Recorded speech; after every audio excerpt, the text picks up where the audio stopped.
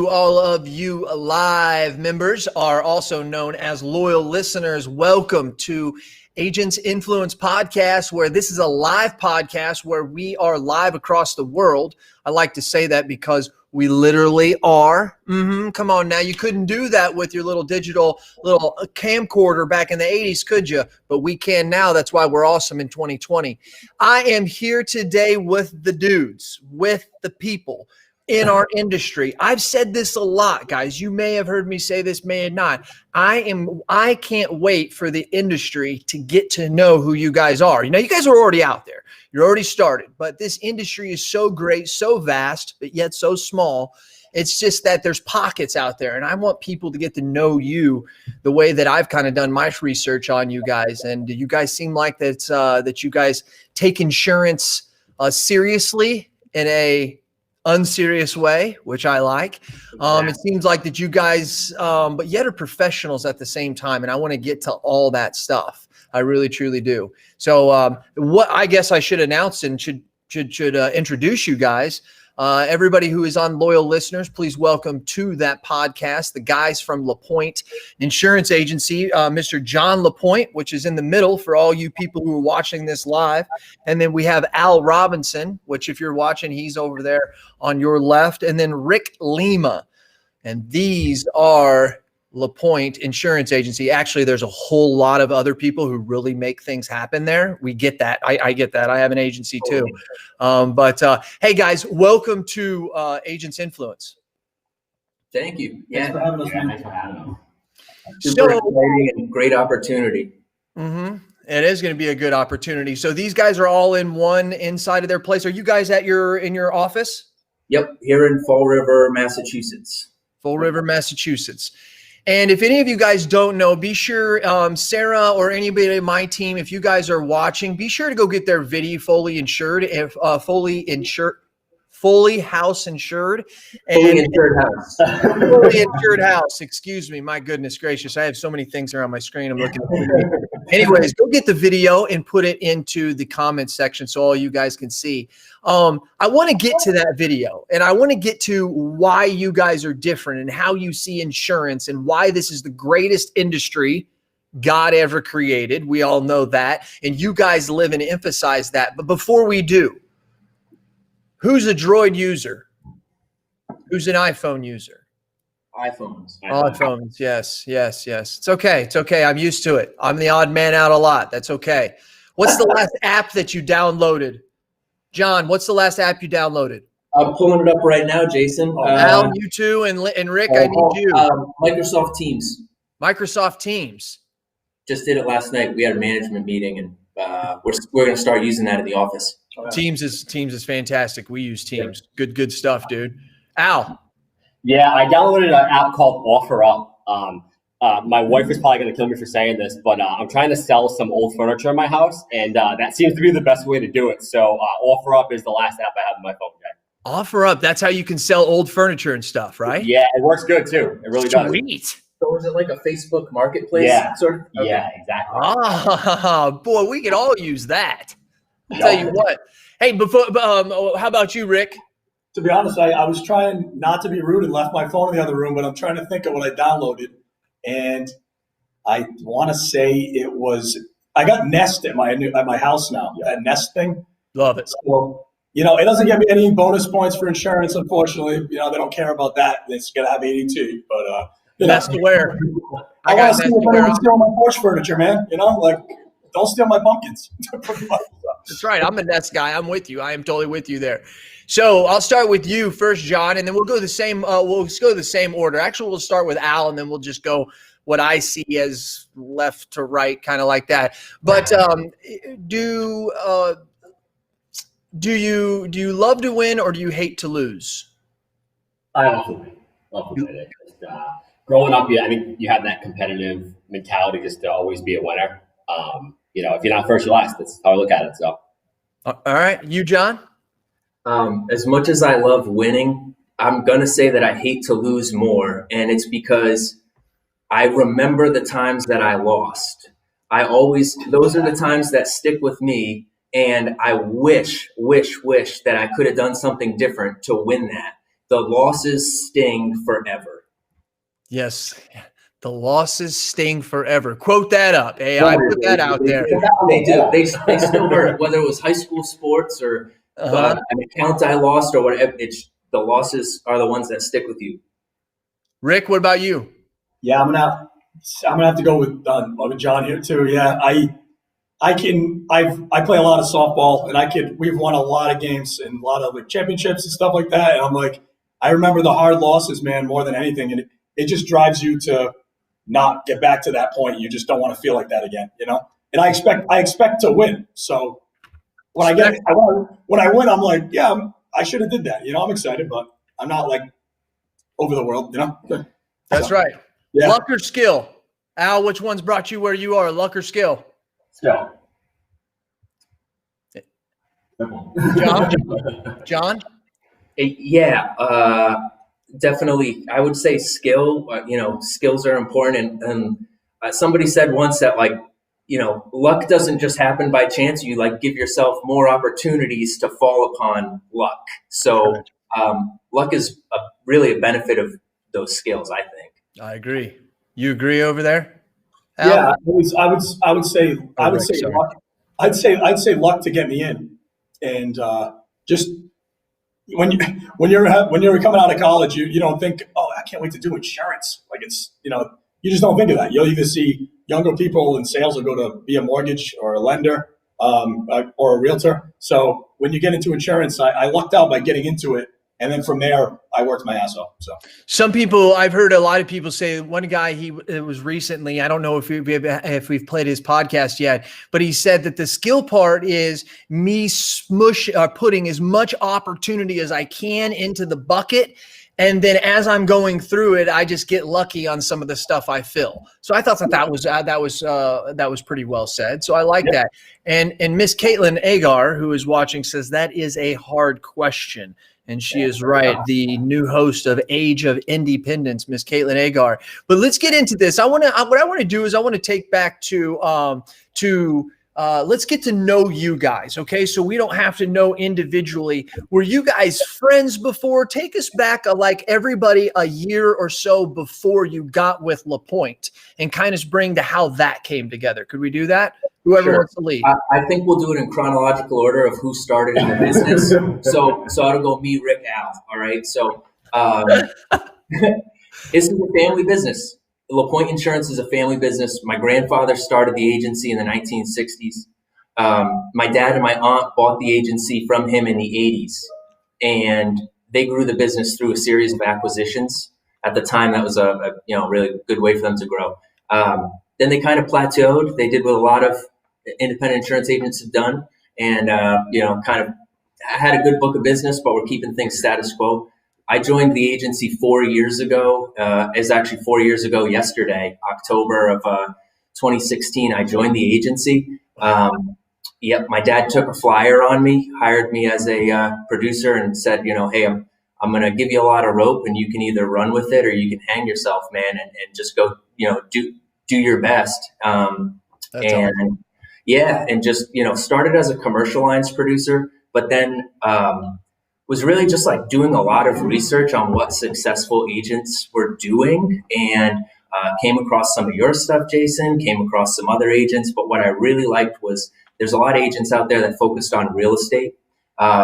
Matt and Zach from G&N, notwithstanding, those guys were like a really big influence on what I wanted to do with our agency. Admired what they were doing. So tried to kind of model myself after a lot of the stuff that they were doing, and made a lot of relationships with realtors and lenders, and started to really take off and to build a life of its own. We changed our whole agency to focus on real estate for the most part, and helping folks who are home buyers or maybe refinancing their homes and whatnot. And so kind of took off from there. So that's kind of how I got into the industry, and got to the point where I ran into Rick Lima here, because Rick and I met because we were originally fierce competitors. And I'll let Rick take it from here. Really?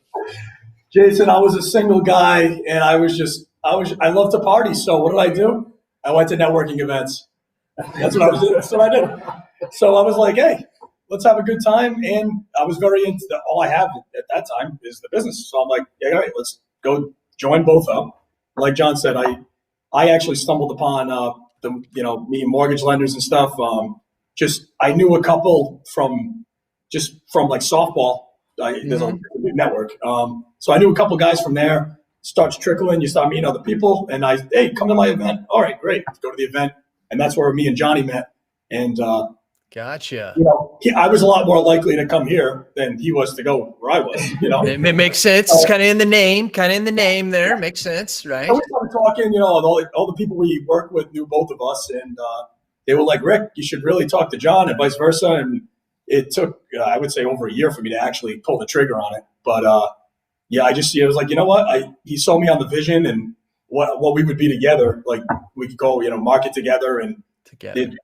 So that was it. And I already knew Al because out of college I worked at Hertz Corporation, some car rental, and I met Al there. So Al was an area manager over there, and he can go from there. Yeah, so we'll kind of backtrack, like you said, a year and a half to 2 years ago. So I am, I guess I really consider myself still new in the industry. I mean, I did come from, a rental car company. I was there for 15 years. And Rick was one of my old employees. And, we've been in touch for, how long, Rick? At least 8 years? Right? Yeah, man. I've been doing this for 4 or 5 now. Yeah, so, Rick, when Rick had gotten into the insurance industry, I remember him reaching out and was like, hey, I'm getting into something new. And I was like, keep me posted, man. I'd love to see how you're doing. And I just continuously saw him just kill it. Day after day, week after week, year after year. And, probably about a year and a half ago, so, we got connected. I don't remember if I just called you or we talked through social media, whatever it was. Yeah, so Al reached out and I thought it was for one of his employees. Yeah. Hey, you guys hiring? And I'm like, no, we're actually not hiring. I don't want like a little branch manager trainee that I was, So I had reached out to Rick, but I wasn't seeking any employment. Again, I was with the company for a very long time, and Rick was like, listen, I just joined this LaPointe insurance agency, Al, and you would absolutely kill it in the industry. I know your personality, I know who you are, I know your work ethic. You have some awesome background, to do this. You would absolutely slay. At least think about it. So it was like a probably month to 2 month thought process. I'm just thinking about it. Every day with Al. It was. So every day. So how about this? Rick. Yeah. So Rick had me sold, and I had the opportunity to call John LaPointe, and I'll never forget that day. I was at home. And I called John, and it was kind of like a mirror conversation of the conversation I had with Rick. I just got a great vibe. And this is a guy that I never met before, didn't really think about That's it. Great. So, he kind of walked me through that process. And it was like, the first thing you have to do is go out and get licensed. Talk about a whole change of world. They slap a 200-page manual in your face and say, hey, read this cover to cover. And by the way, you're going to have like a 4-hour test on all this stuff. So good luck. So for any new agents out there, I'm sure there might be a few listening or not. It's definitely awesome to go out there and get licensed, do the right thing. You learn so much from that. So anyways, you fast forward a year later, just looking back, I'm still just in shock on how much the industry has changed me as a person in the best way possible. Totally. I've met so many great people. Al didn't have a Facebook when he got into this. Yes, he didn't have a Facebook, bro. Exactly. He didn't have Facebook. The other thing too, to get exposure on social media, I had no Facebook, no LinkedIn. I think I had, when I joined LaPointe, 3 Instagram posts. And trust me, I don't do it for the likes at all. It's not what I was into. But and it's just kind of crazy, it's really just an industry, Jason, that you can just jump into. Again, I had zero book of business when I jumped in. I didn't know a lender. I know a realtor because I bought a house, but that was it, Right. And to go out and just, again, meet some great people, make some great connections. Have, a support staff behind you. It's just been, Right. I use the word life changing, but for me, it has been, That's a reason why I do what I do for the listeners and for the industry, is because it's for others. And here, let me explain when I say that. It's what you guys are hitting on. Your story is what I want manifested for the next 20, 30, 40, 50, 60 years, right? This I tell people a lot. I have a lifestyle that I did not think that I would have. You know, I have friends and I get to go places and do things that I did not think that I would get to do. And it's because of the insurance industry. You know what I mean? It gives me flexible schedule, financial freedom. It allows me to build an empire, mentor others, be somebody in my community, be home with my kids. I mean, and make a lot of money. I mean, who else doesn't want this, right? And that's the reason why I want to elevate people like you to the surface, because there's a lot of people in this industry that would watch that video you guys made and said, these guys aren't professionals. These guys aren't taking it seriously. And they're not wrong. They're not right. But the fact is you guys have a different vision. And if I'm correct, to get into that a little bit more, because, you know, our man, John is out here saying, and he even agrees with us, they're on point with their video, because they are on point with their video. Good wordplay there too, John. Well, you guys, yeah, exactly, right. And so you guys, you want to dominate the home market. Am I right about that? I don't want to say any more, but tell us your vision. What's your goal? What do you guys get up to do every day? How are you trying to dominate your area? Yeah, absolutely. So, ironically, our business is located in Massachusetts, Fall River, but it's for those who don't know, a border city. So we border on Rhode Island. Okay. I live in Rhode Island. All three of us live in Rhode Island, and Rhode Island is the smallest state in the country in so many ways. And the real estate community in Rhode Island is reflective of how small and tight knit that the state is. So it's unbelievable to think about, but because of a combination of factors and us, you know, getting together, me and Rick teaming up, bringing on somebody like Al, and putting a huge focus in improving the process for realtors and lenders, we've taken off to the point where we're, you know, undeniably at this point, you know, number one insurance agency for new home purchases in Rhode Island. I hate to kind of brag like this stuff, but you did ask. That's what this is for. That's what this is for. For sure. What a cocky dude. You can say bastard. You can say bastard. I was like, what a cocky bad dude. This guy. I'm the humble one. I'm the humble one of the bunch, man. I keep us left. I love you, dude. I love it, man. I love it. So between 20 to 25% of residential real estate closings have a binder from our office on it in the state of Rhode Island, which is an unbelievable number. 20 to 25% of all closings in the state of Rhode Island for residential real estate are getting binders from us. What do we want to do? We want to take that and continue to build this model that we've created outside of the Rhode Island area. We get a fair bit of Massachusetts, Connecticut business, but we want to continue to grow. Our 10-year goal and a vision as an agency is to triple our revenues, our commissions as an agency. So what we want to do is we're a best practices agency with the IIABA. And what we want to do is get into the next bracket up in terms of premiums. So right now, I think we're in like a middle-sized agency. We want to get into a large size agency. I think the threshold for that is around 12 million in revenues. So we want to be at that goal. And we think like, hey, wouldn't it be really cool? Because a lot of the agents out there in that class are doing a lot of these mid-market, big commercial accounts types of stuff. And wouldn't it be cool if we did that just by insuring way more homes and protecting way more families than anybody can, and helping them out? So that's our goal. That's our vision for the future. We've proven that it can work in a really small state, tight-knit community where word is spread fast, that we can do a great job.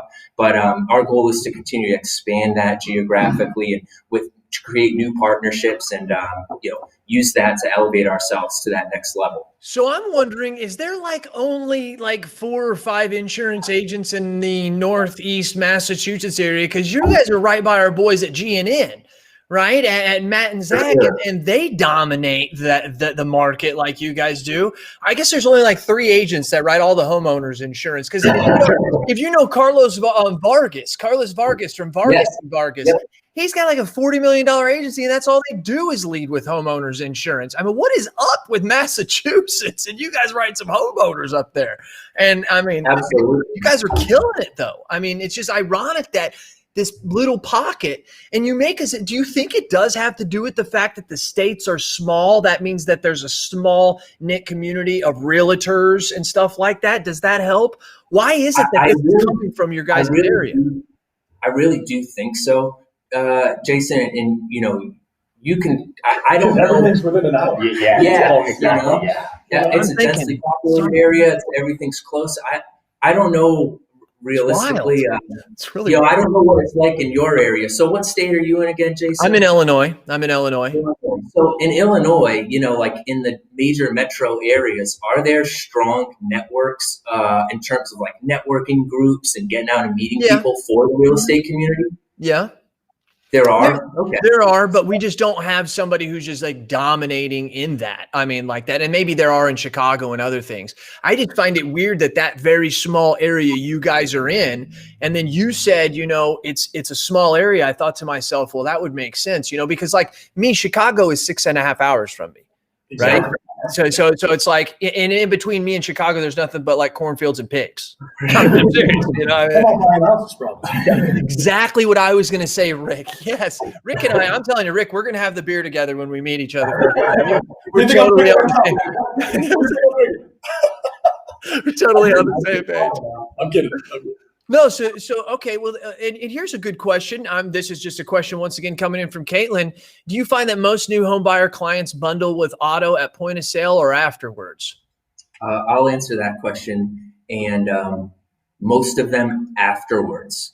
There's 2 reasons why, and another agent might have a different take on this. That's fine, But our take on it is, and I try and explain this to clients a lot of times, is when they're in the process of that real estate transaction, the lender and the realtor are like up the client's rear ends to get the insurance binder in and get the insurance figured out so they can get the clear to close. Sometimes adding that extra piece in to try and coordinate the car insurance with all of that at the point of sale can slow down that process and prevent them from meeting the deadline that they really need to meet to close on the home. So that's one reason. Reason number 2 is the majority of our business, again, is Rhode Island right now, new business. And Rhode Island auto insurance is notoriously really, really hard to compete price-wise with the big markets out there. The direct writers Gotcha. have a real good hold on it.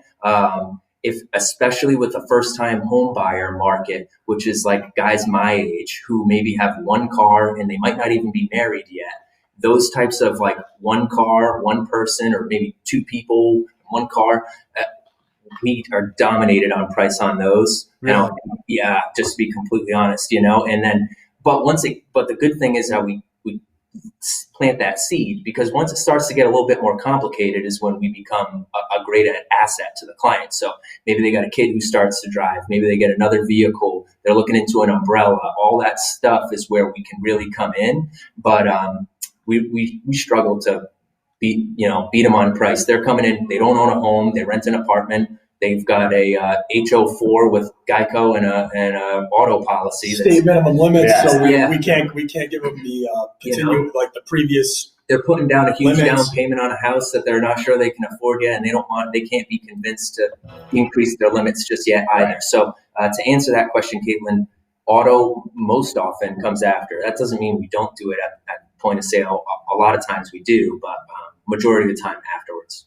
You know what? And that is something actually that I had heard Matt and Zach talk about one time, and I hadn't thought about that, is that we were there trying to convince them, hey, you're buying this home, you should also be looking at these discounts and all this stuff, and we need to get the auto. And then, but upon listening to other agents like you are right now, realizing like that, yeah, wait a minute, these people have a lot of people. I mean, I just recently refinanced a house. I understand, or if you buy a house, how much they're needing of you. The last thing they need is an insurance agent trying to hound them down to make sure that they're getting the down payment on that and blah, blah, blah, blah, blah. So you guys, I guess, have a pretty good, then we don't have to go into it, but you have a follow-up process that goes into, hey, we wrote this. Now we have a certain timeline that we follow up with them. Absolutely. We do, but the funny thing is the big direct writers of the world with all the commercials, they kind of brainwash everyone for us. So they come back with the auto when they get the renewal and they're like, oh, home and auto. So like, gotcha. A lot of times you don't even really have to follow up. They follow up themselves. So gotcha. Yeah.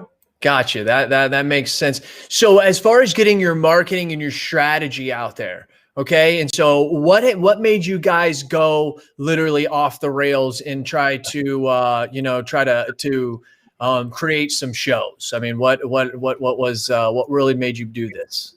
To your with regards to those two videos that you referenced, these videos.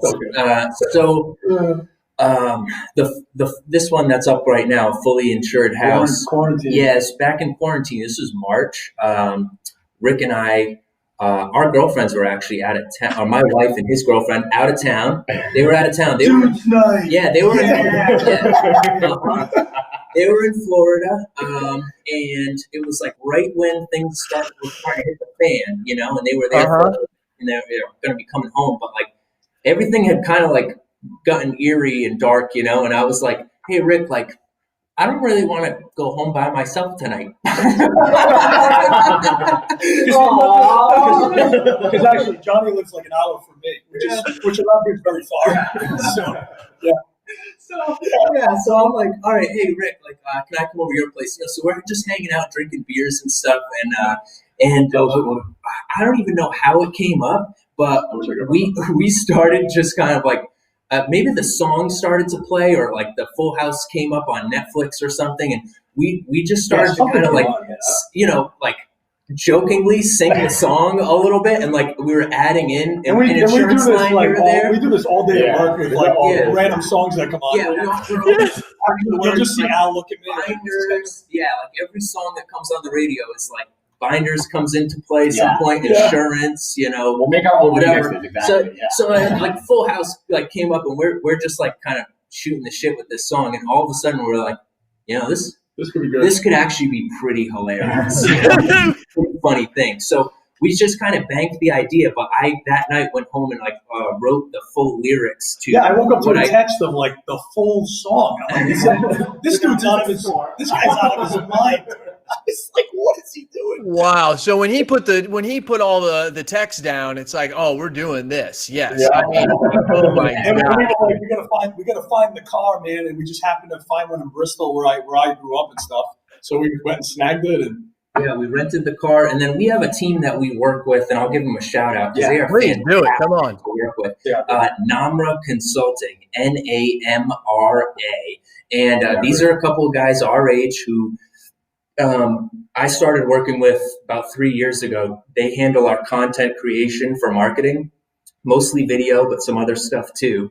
And a couple young guys our age, I really, really liked what they were proposing to bring to the table. And I'm proud of how far they've come, Taylor tells the story about how he told his parents when he graduated college that he was going to start a digital marketing company. And they looked at him like he had 3 heads. And, lo and behold, this guy is like really becoming one of the leaders in that space, especially locally. So they do an awesome job. They film and edit a lot of video for us. And when we come up with a crazy creative idea like one of these, they will take the ball and run with it. And so, This was another one. I mean, this was genius, so good.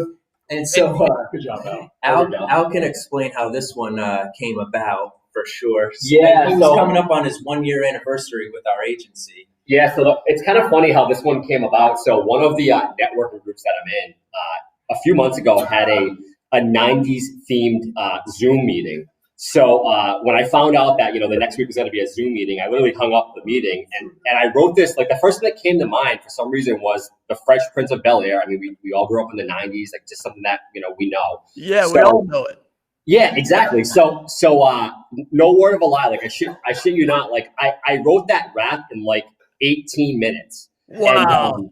And just for kicks, like, so me, Rick, and John are on a group text. So I sent them just a video of me just kind of, rapping it. And, John, like, instantly called me. He's like, bro, you have to do this on video. Do it legit. This can be absolute gold. It's so funny. So, I called Taylor and Russ, our marketing guys, and we set up a Zoom meeting. And it's kind of crazy because, it really opened a can of worms for me, because, again, I didn't want to like hack up the video. Again, it's very iconic. We all know those, key parts in that video, the graffiti scene, the cop scene, the Will Smith's mom, scene, pointing the finger. So when we sat down and did kind of the storyboard, I was like, oh, this is a huge production. I mean, it took us a whole day to shoot that, which was awesome. It was so much fun. You shot that the day after the Full House. Yeah. Well, that was the other thing. We shot. What a weekend we shot Full House on like a Saturday, and then like Sunday morning, I came to the office and we shot the Fresh Prince here. And honestly, like, I told the guys, like, I did that just for shits. Like, I didn't think it was going to be anything, legit. But I think it came out really good, and I got some really great feedback from a lot of the guys and gals I worked with. Just, hey, this is awesome. And I mean, obviously, Trusted Choice was tagged in it, which got us a lot of exposure, in that aspect. But to John's point, I mean, it's just crazy how an idea can just come to life when you have the right people around it, the right people supporting it. And, I mean, both videos they were just fun to shoot. And I mean, and you can't, I mean, it is really, really hard to find another industry that is going to allow you to do this. You know what I mean? It's just, you're not going to find it. And that's once again, that's why I like this thing that we call the insurance industry. Now, what I got to do is figure out how to get this damn thing back to where we're both on the same thing. And I can't really do it. Figure that out. There it is. And then we do this one over here. There we go. A lot of controls. So so for all you guys who may be listening to the podcast, maybe in right after this or a couple of years later, you got to go back and look at LaPointe's Facebook page, because during this Facebook Live, we were actually showing the videos that they did of the Fresh Prince of Bel-Air and the fully insured. Yes. Thank you. So I tell you, what is the next one? Let me ask you that. Have you guys thought of what the next ones are? I mean, I know you have to sell insurance, but that's my last question is, what's the next one, and how are you using these to your advantage? Yeah, so they do a great job of getting more eyeballs on our page, on who we are. Within our network of referral partners, they're really, they take off right away. People really, love to see the humor that we bring to the table, because they know behind that too, that there are some pretty serious business people here, that we're not just all fun and games. And so, they'll probably be like reading an email from us where we're, explaining something really complicated to a client. And then they turn on their Facebook and see that video and they're like, oh my God, what the heck are these guys doing? So that's part of it. So, the next one for us, we did start to brainstorm a little bit. I don't want to give too much away, but Don't do it then. So it's a spoof on a iconic pharmaceutical commercial. Okay. Stay tuned. Exactly. Wow. And if it's the one I'm thinking of, the iconic pharmaceutical commercial, we're gonna have to check with HR. It's gonna cross the line in the sand. Okay. Yeah. And I can give you a hint. It's like no, you just don't do it. It'll even make it better. And so we're here to dominate. We're here to dominate insurance. We've got our focus for homeowners. We want to be known for that. We've got a process. We got a system. Where do we go? Do we stay focused on that? Are we looking at other avenues? Are you guys looking at acquisitions maybe? Are you looking at getting in commercial maybe down the road? Or do you see yourself for right now for the next 1, 3, 5 year plan to stay focused on this and hammer down? This is definitely going to be our primary focus going forward. My old man, who still owns the agency, Bill, who's a little bit more behind the scenes, he has a really strong background in commercial, and we still have a very strong team in commercial within our office. It was never my cup of tea, and it was never the way I was going to grow to my greatest potential. And I think these guys probably feel the same way. And that being said, that's still a focus of ours. And maybe we're working on some strategy around that to try and creatively market that aspect of our business without confusing our target audience. And that's a challenge, but something that I think we'll be able to tackle by being pretty clear in our marketing strategy and maybe like splitting that in a way that makes a lot of sense to people out there. The primary goal, though, for the three guys here is definitely to continue to dominate that real estate market and continue to grow. We found we just hired another producer. We're trying to work with more producers, hiring more producers maybe outside of the area that we've really saturated, and continue to grow that way. One of the other things that we've started to do that's really helping our team scale is the use of virtual assistants and service centers. Yes. So you probably have talked about that on previous podcasts with a lot of agents and stuff, but we're seeing a lot of value in that. Our first virtual assistant started last week, and just incredibly impressed with him. Emin is absolutely killing it for us right now. And we're not going to give you the last name. Yeah. There's a ton of people with the name Emin. You're right. So he's killing it. The service centers have been going really well for us. No changes without its hiccups, but going really well. And those kinds of things, when I talk to my dad about this stuff, he says, I always wanted to take this agency and grow it and scale and blow it up. But I was always afraid that what am I going to do? I'm going to have to hire more people, get a bigger office. I don't even know. There's so much more work involved in it. And we're starting to realize that a lot of the things that we can do, we can continue to grow. We can hire people locally and still support, job creation locally as we believe in that. But there's a lot of things that we can do to outsource and maximize our time here and continue to grow and scale the business. Well, and when you're working on the business, that goes with another question. What's the process for training and onboarding your new sales agents? Do you have a process for that? And can you give us some details, maybe some highlights of what you think works and what you found didn't? Yeah.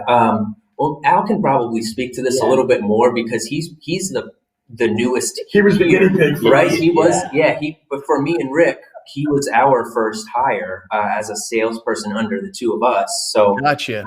Coming in completely green, So yeah, for sure, I can speak on that. I'll kind of go back to my first couple weeks on the job, and again, this is coming from zero insurance training, and Rick and John were kind of we're going to throw you in the fire, but we want to make sure that you have the right support to do what we do. And, like John had said, because our agency is just so heavily real estate oriented, I had to go out there and find the right connections. And, Rick used to always laughing because I'm thinking when he walked in the office, I was like, get up. Yeah. Go meet people. Yeah. That's kind of the thing, right? Before I joined the industry, I did research on, what makes a successful insurance agent. And you see it all the time here all the time, start by selling to your friends and family. I did not do that. I didn't reach out to any of my friends, any of my family for the first, 8 months on the job. It was networking events, 6, sometimes 7 nights a week. And I told my wife, I was like, there's going to be a lot of late nights. This is just one of the sacrifices that, if I want to be successful in the industry, I have to do that. That's right. It was kind of funny because, the first few months on the job, I was in charge of our sales line here. So the phone would ring. And I can remember, doing it for a couple of months, and Rick and John were like, we're taking that away from you. We do not. That was our first mistake. Yeah. Johnny was like, we're taking that away from you. We want you permanently payment for the rest of your life. So I would say, I was their first hire here. But again, our model is just, I don't want to use the word untraditional. I don't know, maybe that's not the right word, but it's just a model that, Rick always said it, just head down, keep grinding, do these things. And I know it sounds like cliche and it's a broad statement, but I followed that lead. I did not deviate from it at all. So it was, the first few months were, again, just learning the industry, learning the lingo for me. That was huge. But honestly, man, just be yourself. That's really, that was the best advice I've ever gotten. Again, I came from corporate America. I never had one person ever tell me to be yourself. I mean, that was the first thing Rick told me when I came on board was how are you killing it? And so, how are you doing so successfully? I'm like, honestly, man, I'm just always me. And nobody ever can, it doesn't matter what setting I'm in, I'm always me. But whether I'm meeting with the guy that's got these, all tied up and stuff, and got a blazer on, or I'm meeting with somebody dressed like me right now, this is more my normal look. On day one, where did you get your education from, Al? From Rick and John. I mean, again, outside of studying for the exam, again, I didn't, I don't know what a binder was. I mean, again, you don't learn. Do they have you shadow them though during the day? Like when we're talking about the nitty gritty, Al, that's exactly how it started. We basically had him sit down at our desk and listen to observe how we did things. And then, obviously a lot of our carriers give opportunities for webinars. There's CE requirements that you have to do. There's a lot of some of the technical aspects that you can pick up on through those resources. But a lot of that stuff too comes from just experience, and our biggest thing we said to Al was that, it's okay if you don't know the answer. What's worse is telling somebody the wrong thing. Instead, just tell them, look, hey, I'm not 100% sure on that. I'm going to get right back to you on it, and he would, and our honestly goal with training is to have, with new sales agents and training new sales agents is you have to find the right person, because we are a small agency. We are a spread a little bit thin business to put together a formal training regimen for new hires the way that some big agencies out there might. So it's about finding the right person who's going to be resourceful and be able to find information themselves, and two, that's going to be comfortable asking questions and not knowing it and coming to us, because that's the primary way you're going to learn. So to answer that question for Caitlin, a lot of it is you're getting thrown to the fire. You're going to have to be resourceful. We're going to give you any information that you need. You got a question that comes up, we'll probably know the answer. If we don't know the answer, we'll look it up. We'll get back to you, So that's totally right. A lot of our process for sure. And I tell you, there is a lot of process, and especially when it comes to me with sales, I just did this a lot of times, man, that hands-on, as you're talking about, literally just sitting there listening to the phone. And I know that there's a lot better processes out there than maybe even what we have at our office. But and I also have to remember sometimes as an agency owner that not everybody's like me. When the first guy trained me, he sat me down and I was like, well, what do I do on day one? He was like, well, just sit down and answer that phone.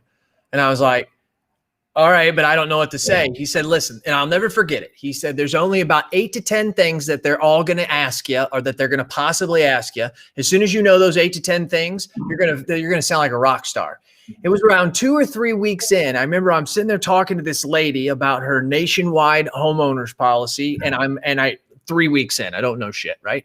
And I'm sitting there talking to her, and I happened to answer one of her questions that everybody asks, and she goes, boy, you sound young. How long you've been doing this? You know a lot about insurance. And I just thought to myself, like, well, I do know a lot about insurance, don't I? And all of a sudden I knew a lot about insurance.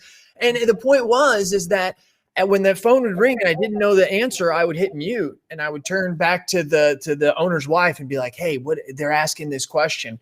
Well, after you find out the answer, you don't have that anymore. You know what I mean? And then after that, it seems like there's things that training just can't prepare you for. It's just those real life experiences, And so I'm totally with you on that. But I also, John, Al, and Rick, I have to remember that not everybody's like me. So not everybody can you sit down, and sometimes rock stars may get lost in the shuffle because they weren't the rock star like me. Right? That could sit down and could just answer the phone and feel comfortable. So that sometimes is a very, very hard thing for me when I'm looking at that. But any thoughts, any of that? Anything to elaborate? Yeah, I think you're absolutely right. There's definitely different styles of people and different styles of sales too. So, that's a good point, Jason, because we're now on our second hire for a producer under us. And, actually, Calvin's first week was last week. So we're still pretty green in it, and it's going to continue to be a learning process. We're not like For convinced. him and you. Yeah, exactly. We're not convinced that what we have in place is the best way to do things, and we're the only ones who are right in this. There might be a different style and Good. approach that works for Where'd him. you find Calvin? So Calvin was referred to us by a mortgage lender that we work with. He was at another insurance agency and was prospecting, leads to mortgage lenders. And this lender reached out to him and said, I'd love to work with you, but I love LaPointe Insurance. These guys are awesome. And he was like, oh, well, so what's LaPointe Insurance got going on? And so it turned into this thing where he wanted to talk with us, and I'm like, hey, that sounds good to me, And that lender is like one of our. He's such a great guy. You see, like always telling everyone about us. He's a huge advocate. Huge advocate, man. So the least we could do is sit down with the guy. Coming Raving fans. Raving fans is who they are. They're in the trenches with us, man. It's like that's correct. Well, Yeah. and what's great is though, like even when we go back to that video, how is it when Calvin, we talk about someone who's talking with you, but they think you're professional. They go there, they see that and go, whoa, no, they don't think that. Very few do. And if they do, beat it. We got enough people in Rhode Island, right? But think about the opposite that happens with Calvin.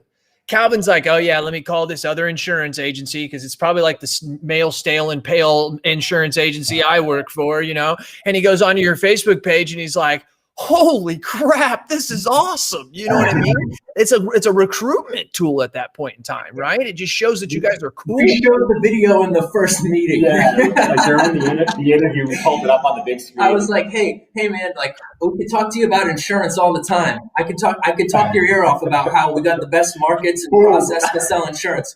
But here's what we can do. We can market you like this. And we showed him the video. And he was like, what? I'm in. Yeah, mic drop, jaw drop, whatever. But he was just like, this sounds like the place I need to be. Yeah.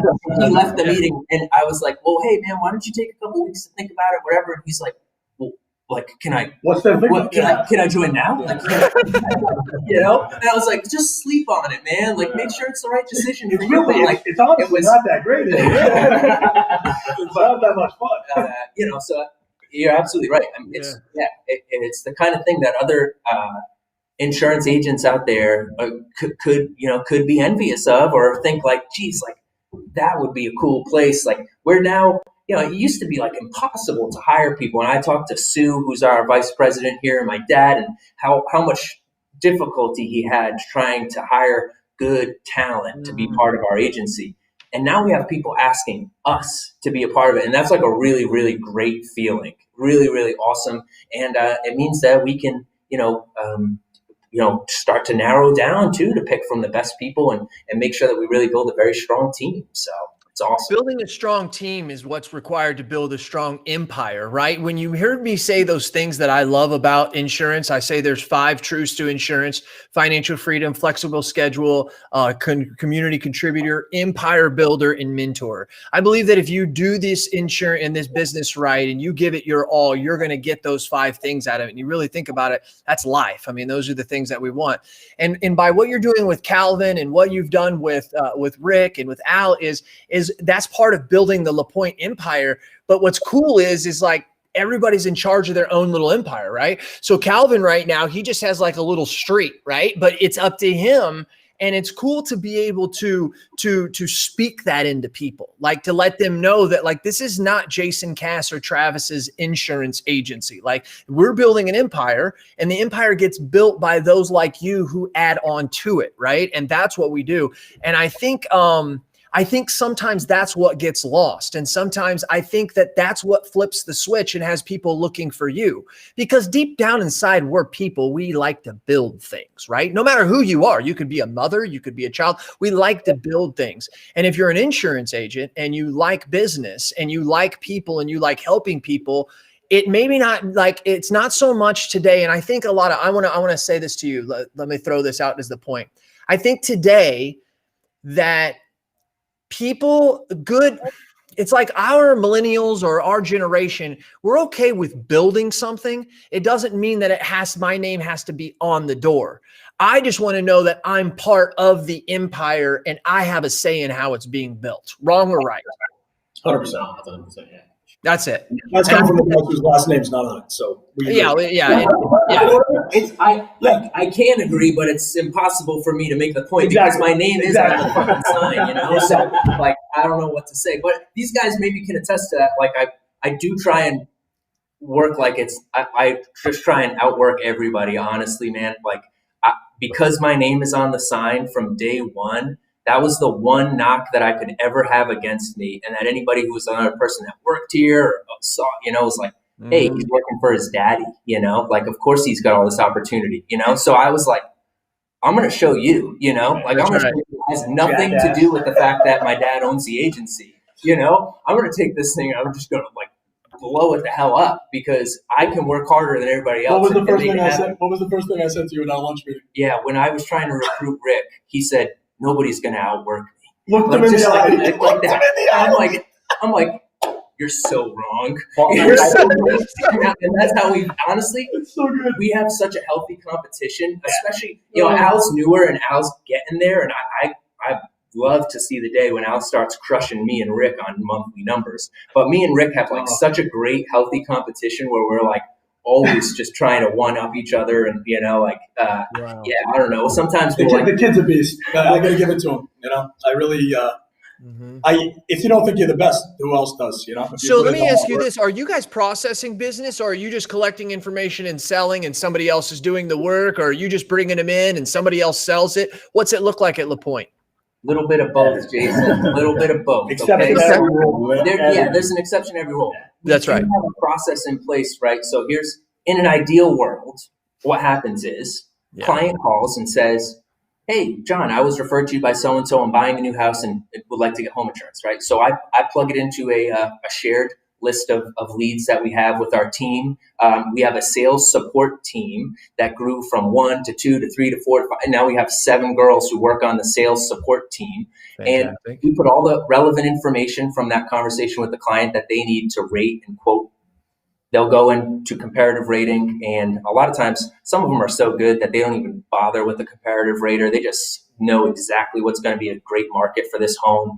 They'll plug in the information. They'll send a quote to us, and we're able to share it with the client and have them all on it. And basically, it's up to us at that point then to kind of coordinate that sale with the client. But a lot of the behind the scenes work is carried out by that sales support team. So whether that's the quoting, whether that's making some revisions to quotes or then sending out applications and binders and communicating with the mortgage lender to make sure that everything's lined up for that closing. All of that happens behind the scenes. And in an ideal world, that's kind of how it works, right? So we're the guys out there who are going to have most of the client-facing interaction, most of the sales approach, the explanations of talking stuff and dealing with the client on that stuff.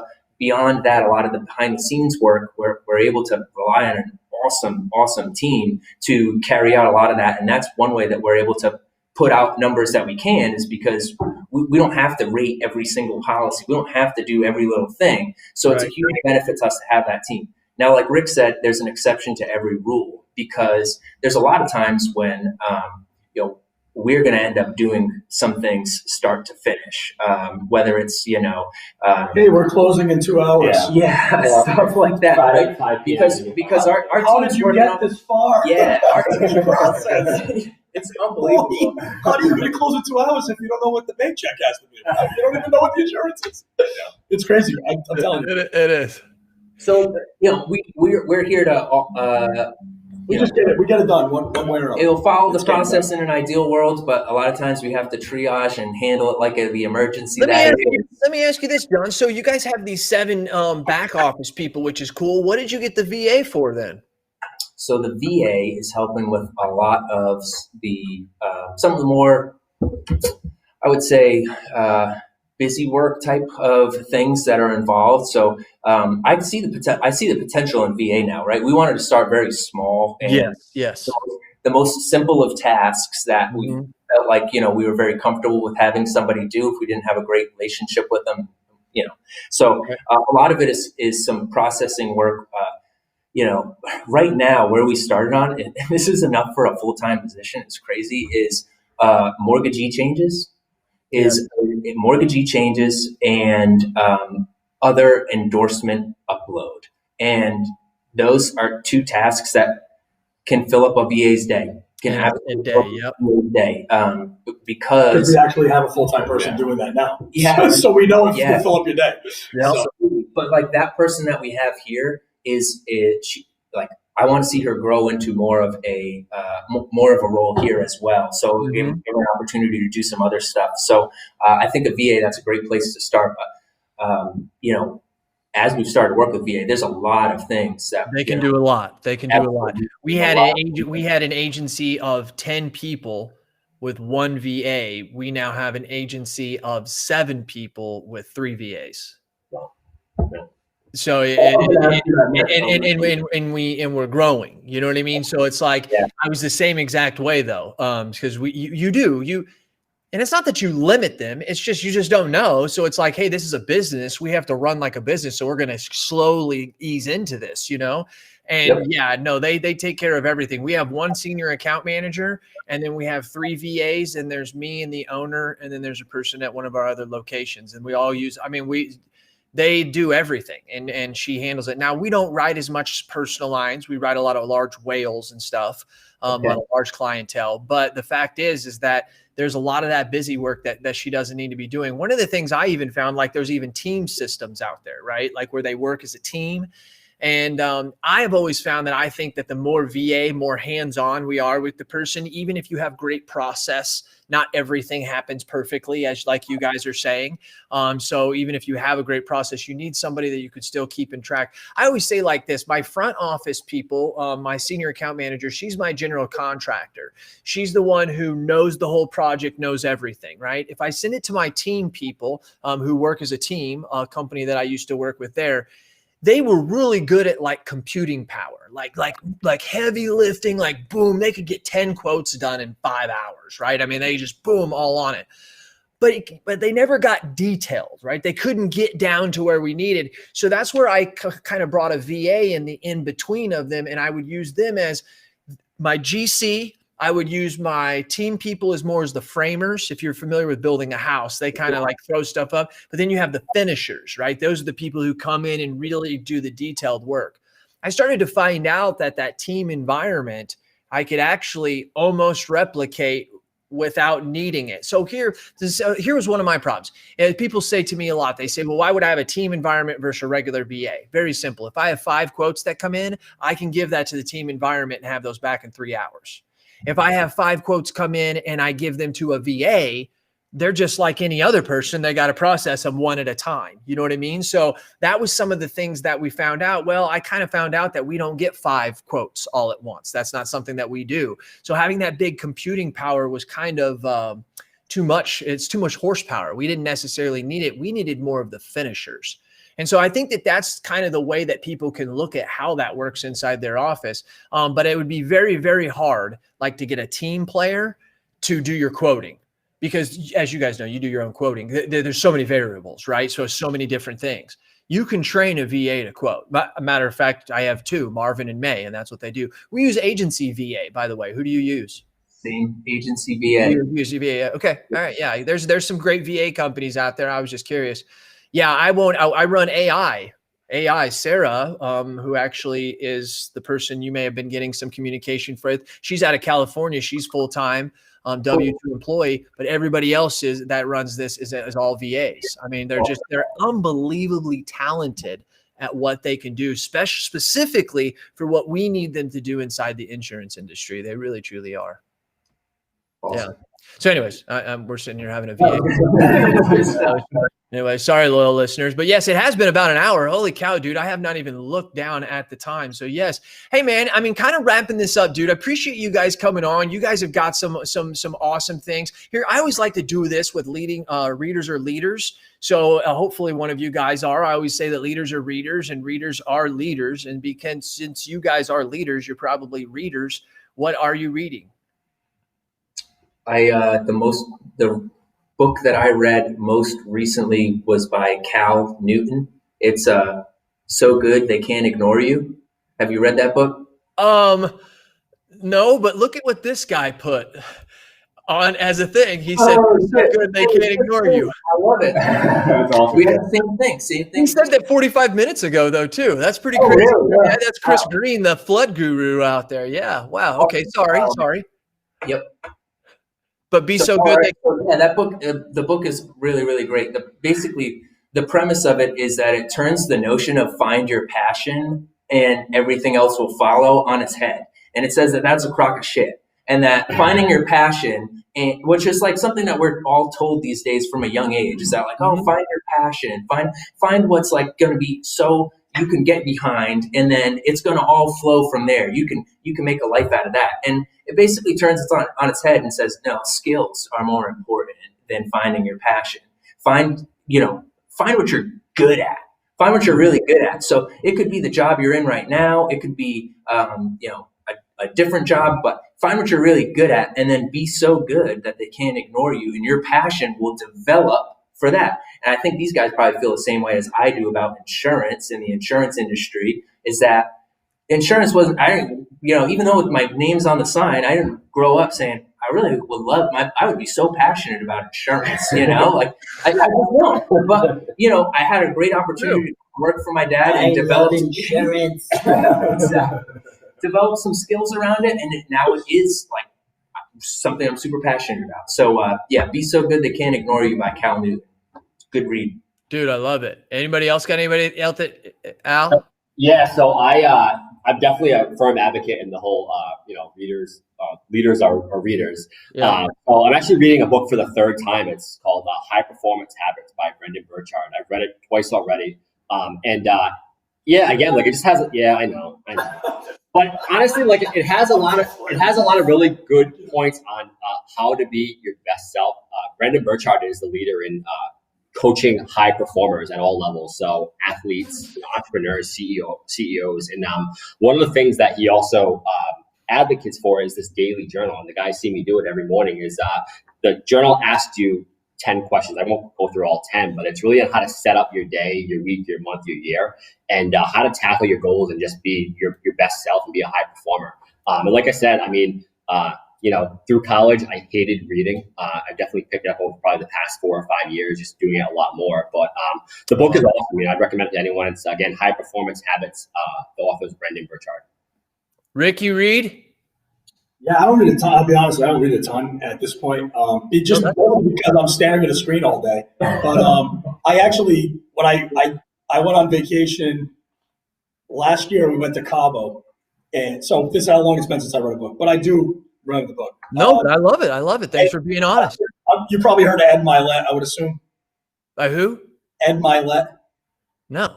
All right. Well, definitely look him up because if you obviously like podcasts. Huge podcast. He's doing and he's about mindset. He's really about maxing out. So his book's called Max Out Your Life with Ed Milet and Mylett. All right. Al's a big guy with him too. And just because you're not going to, for the most part, I get up and I want to get after it every day. But sometimes, man, it might be winter. It's been 20 degrees every day. The sun's going down early. You get those winter blues. And that guy, you listen to him and you're back. Like and he only wrote it. The book's probably 100 pages. I read it in probably a day at the beach before the tequila shots. And tequila shots. Yeah. So I read it in the morning before Rick, that. We're going to hang out. I'm telling you, it tells you how to max out each part of your life, whether it's fitness or business or relationships. And it's a good reminder to keep you focused and not to put all your eggs in the basket, try to spread them out a little. So thanks, man. Yeah. Thank you. I really do appreciate it. Al, John, Rick, you guys have been freaking awesome, dude. I really do. This is why I love this industry. That's why they say there's no better time to be an independent insurance agent. I really think we've got to start using the hashtag or the word more, INDIE. If you're watching this as a live or you're hearing it, go out and actually search what is an indie agent, INDIE agent, because that's who we are. InsurTech doesn't fit us. because they don't know what we do. They're about helping the big corporations with a lot of money. They don't realize that we have a lot of money too, and we're a lot more fun. But that's why we are indie tech, right? But we are indie agents. And I think that that's very, very important. And the guys here at LaPointe and their team and their staff that they have is a breath of fresh air to this industry. I believe that there are hundreds of more that are like you guys out there who want to, that see the greatness of this insurance industry. But what's also something I like about you guys that I don't know, loyal listeners, if you heard it, you guys have respect for the road that's been laid for us. And sometimes that's what a lot of us younger indie agents have forgot, that no matter how old and how nostalgic this industry may be, it is frustrating. I'm the one that harps on it the most. We have a great industry because it was laid and left to us by people who went before us that we sometimes called old school. But that's okay. And it's people like you guys. I could just feel it from you guys. You guys want to change this industry. You want to make a better business. You want to make a better industry and leave it better. But you guys also have a lot of respect for where it's come from. And I think, John, you get a lot of that. It oozes to the other guys from your dad. And your dad seems like one hell of a guy, because I know that you are, by the people that you surround yourself with. So I really do appreciate you guys here. You guys have been a great example to why this is the greatest industry God ever created. And thanks for your time, man. Thank you. Thanks, Jason. This This has been Jason Cass with Agency Intelligence Podcast, where I give you real agents inside real agencies, giving you the real agency intelligence and not the artificial that they try to make you believe out there. This has been Cass. He's Al. He's John. And that guy, that's Rick. We'll be at the bar.